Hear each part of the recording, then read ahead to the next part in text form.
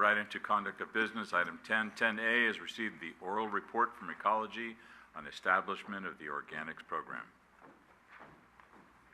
Mr. Mayor? Yes. If I might just introduce, Mr. Mayor, members of the City Council, on November 12th, 2013, the City Council awarded or amended the city's franchise agreement with Recology San Bruno, expanding the contractor services to include the collection and processing of organic materials generated by residential and commercial premises, including food scraps.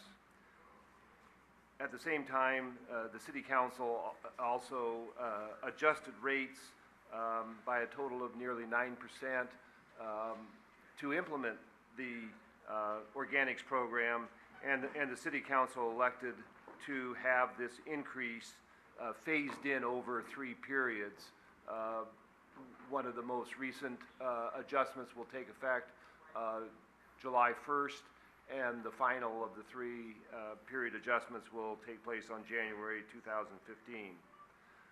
Under the amended franchise agreement, the organic material services was intended to begin January 2014, and in fact, that's when Recology began that service here in San Bruno. So even though the organics program has been in place for only 5 full months, the City Council has requested an update on the implementation of the service. Kirsten Pinocchi, the General Manager for Recology San Bruno, is here to give that update to the Council. You're on. Okay. Good evening, Mayor Ruane and City Council. I want to thank you for allowing me to be here and provide you an update about the organics program in San Bruno. I first want to commend you for taking the leap into organic diversion. I'm not surprised because you're all forward thinkers and concerned about our environment. Your environmental concerns have always been evident, being that San Bruno was the first in San Mateo County to implement a weekly curbside recycling program back in '88. Because of those efforts, San Bruno had received the Helen Putnam Award, along with the first place award from the California State Department of Conservation. The success stems from the partnership between the Council and Garbage Company, and you will be pleased to see the success trend continuing here this evening. How we got here. As Jim had mentioned, back in July, you adopted the ordinance to allow Recology, after a presentation, to implement an organics program in San Bruno. In December, we needed to acquire the additional trucks and personnel in order to make this program happen. Then, just prior to January, we delivered kitchen pails to over 10,000 residents and included graphic brochures inside on how to do the program. And then the first week of January, we began weekly collection of the green cart, allowing food scraps and soiled paper products to be included with the current yard waste.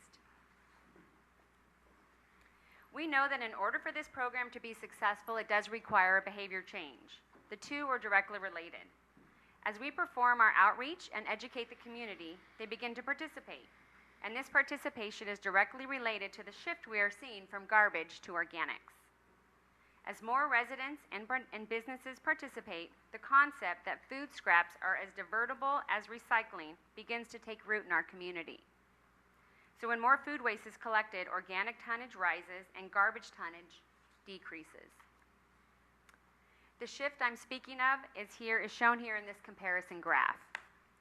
Since the inception of organics, we can see that residents are reducing what they are sending to the landfill in gray on the right, and increase what they are sending out for recycling/processing, meaning organics, on the left. Cumulative and combined, our residents have diverted over 521 tons away from the landfill since January. Another measurement of the success of the program thus far is the reduction in cart size. Customers are pulling organic material out of their garbage cart and placing it in the green. This shift in material is allowing some of the customers to reduce their cart size from the 32 to the 20-gallon cart. This behavior change is not only reducing the material we send to the landfill, but it's also allowing residents to reduce their costs. So as you can see on the bottom graph, in 2013, before we had organics, customers were slightly able to migrate to the 20, but at a very slow rate. Since the inception of our organics program in the first 5 months, over 106 customers have migrated from the 32 to the 20. Now we'll shift to commercial. Recology San Bruno services over about 500 commercial accounts. So what we wanted to do was categorize these customers so that we can clearly identify the major organic producers. By doing that, we identified about 134 of our commercial customers are what we consider major organic producers: restaurants, the food service, grocery stores, and our schools. So that's where we began. We're proud to say the biggest and largest organic contributors right now are YouTube, our schools, various facets of Skyline College, and Walmart.com. We work closely with each of our commercial accounts to assist them in evaluating their potential success in an organics program. We do hit some roadblocks with some of the commercial customers, and some of these are space constraints. Some of our grocery stores may backhaul their material, and some are just very resistant to the behavior adjustment. It is then our job to show them the ease of organic diversion and help them to make this behavior change that is not only necessary but beneficial. Kirsten, define backhaul. So for instance, like Lucky's has all their old fruit and vegetables that have gone bad. When they bring in a new load of vegetables, they take the old back with them and centralize and do it in another location. So they're not providing us access to that material. The result in working closely with our commercial clients is shown here. They are changing their behavior and they are participating. The conversion of compactors like YouTube, Molly Stones, and Lenardi's, this is going to be our ultimate behavior change goal. And I can successfully tell you that YouTube has converted their garbage compactor to 100% organic material. So thus far, our commercial customers have assisted with overall diversion by diverting 276 tons away from the landfill. Organics outreach doesn't stop at the residential curb and commercial accounts. We're also focusing our efforts on the multifamily outreach. We've attended several Shelter Creek Conservation and Recycling Committee meetings, and we're helping them with their diversion goals. We also hosted an organics informational night on Earth Day at Shelter Creek, where we answered several organic questions. And in June, we helped them design an insert specifically for them that they delivered to all of their residents. The result of all this work is the program growth. Right after the outreach meeting on Earth Day, we had about 18 participants, and as of June 16th, we now have 78. So I do want to mention that's also in partnership with Shelter Creek. They're really doing their part in having a barbecue near poolside every Saturday, I believe, and they have a resident promoting organics as well. So they're really doing their part as well. We know a successful organics program needs continual outreach and education in order to be successful. So prior to the rollout, we ensured residents were informed with multiple outreach pieces in dual language, and they were graphic oriented.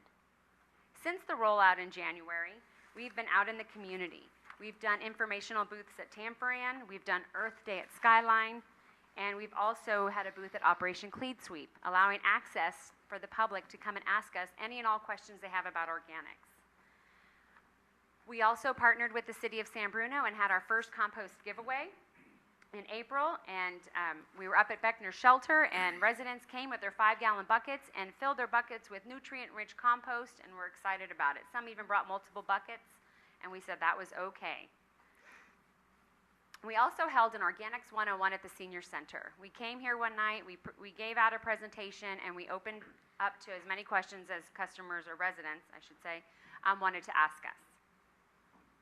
We also know that our drivers are the front line of our business. So we equipped them with some knowledge in their route books about organics, so that when a customer out on the route, especially in the summer months, comes out and asks them questions, they're able to tell them what's allowed in the green cart. We also produced small postcards for our drivers that they carry in their route books that they can also hand out to the customers who are still unsure about the organics program. And again, we also developed a great newsletter for Shelter Creek residents. Our council, wanted to ensure that the city departments were walking the walk.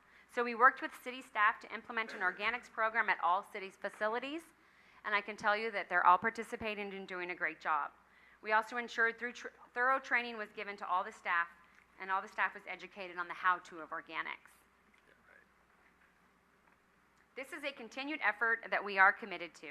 Our outreach and education moves forward, and new ideas and presentations are coming. With the city's partnership, we'd like to have another compost giveaway. We're also working with several of our schools. We are chatting with Bel Air to be a part of their back-to-school night, where we can do a bilingual presentation to the parents there to help further promote organics. Any educational booths that come our way, we're jumping on board and bringing our material. We're also working with YouTube on various types of promotional and educational pieces. We're also utilizing our very own San Bruno Chamber to assist us with further communication. And with the city's support, we look forward to participating in the centennial celebration this summer and helping to make it a Waste Zero event.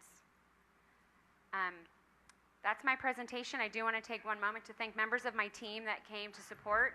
I have Kathy Graham, our office manager. I have Rich Klein, my operations manager. And everyone knows Mario Puccinelli, who still continues to support San Bruno even when he's managing San Mateo. So thank you for letting us be here and giving you this presentation tonight. Good, thank you. And I want to note that you're also in our Focus magazine too, as a big article, so that's good. Any questions for Kirsten at this time? Ken? I'm going to blow my own horn here. Thank you. Kirsten and I are friends, and I believe the first time it was mentioned, I was one of the objectors to the program. And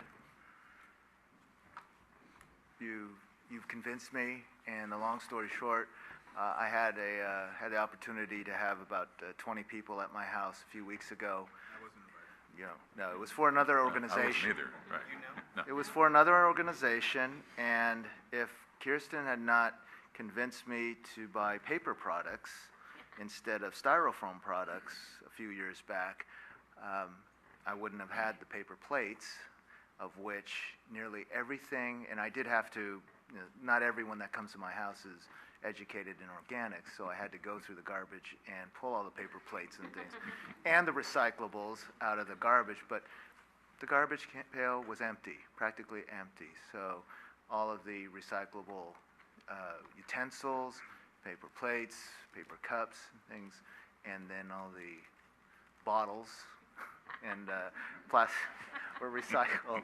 So I am a strong proponent now, and I thank you. And the numbers look great and can only get better. Absolutely. Thank you. Rico?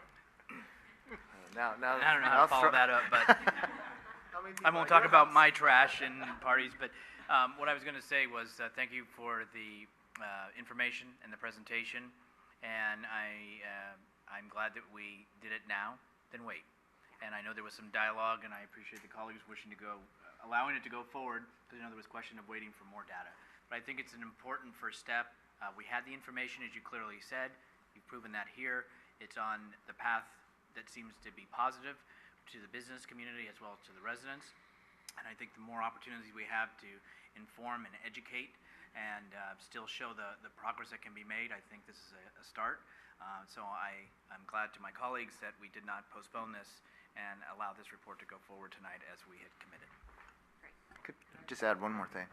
You had the graph that showed that the amount of people that are changing to 20-gallon toters, and when we went through the rate increase and things, it was very surprising to me that the difference, the cost difference between a 20 and 32-gallon toter, and it almost absorbed all the increase. So it's a very fair swap, because as you go into organics, you're going to put in less garbage, and so if you get a smaller toter and you pay less, it's almost a wash. So I think that's something that I think not enough of the customers are realizing yet, but soon will. Anyone else? Irene? I just think of it. You changed Can I Bear's behavior. I was like, How long have you amazing. It's just totally amazing. Give yourself a pat on the back. I would, however, like to have you come back when the program's been done a year and give us another update to see what else has happened. Is there anything the city can do in addition to what you're already planning on doing that would help with with the goals of, with everyone's goals? Just invite us to any program or festivities that you have, and we'll find a way to bring education to those festivities. So just include us in anything you can think of, and we'll find a way to promote organics. Okay, great. Do you hear that, Ken? Next party? Ken will host it. Right, Ken will host it. Anything, Michael? Thank you. I do have some questions, and I hate to change the tone here, but I'm having a little trouble with the numbers that are in these tables. Okay. In the rising residential participation chart on page, it's on the second page of slides, number 4, I think, that's the one. So we're looking at January 2013, and we're looking at 194 tons of residential organics waste, but in January of 2013, we hadn't implemented the program, so I'm wondering where Okay. the number is coming from. We should differentiate those and to say that that's yard waste. That was pure yard waste in 2013, and the 2014 number would then be yard waste with food waste and soil paper products inside. Gotcha. Okay. And so looking at the trend, it looks like, steady growth month over month. You're starting at 2 tons, 20 tons, 70 tons, 100 tons, 140 tons, but there doesn't seem to be a corresponding change in the regular garbage, whereas I would have expected those to be inversely related. So as garbage gets diverted, we would see one come down in the same proportion, but you don't really, there seems to be a very loose correlation between those two numbers. Do we know why that is? I don't know that they would always go hand in hand, because I can come back to staff and let you know. I better give you a more concrete answer. I can give you my assumptions, but I don't want to do that. I'd rather come to you with the harder answer. Some could be they were putting it in the garbage disposal before and not putting it in the garbage, and now they're putting it in the green. It's one thought, but I would be happy to come back. Okay, because I think diversion is one of our main goals, and so it'd be nice to have some numbers that we could show a strong correlation between those numbers. I think that would really help to justify the program. Any amount of diversion is good, but those don't really seem to be that tightly correlated. I had a question about the commercial numbers as well, but I think that yard waste figure explained why we're seeing something. And we did actually. We had a pilot program in 2013, so that was still organic material. Right. So yeah. Okay, yeah, because those numbers are really small, and those are in line. So yeah. Okay, that was it. Thank you. Okay, you're welcome. Okay. Anything else? Good. Nice report. Thank you very much. And especially thank you to the people of San Bruno, because you stepped to the plate once Good again. job. So, and Mario, it's good to see you. Okay. Yeah. You too, Rich. You too, everybody. Right.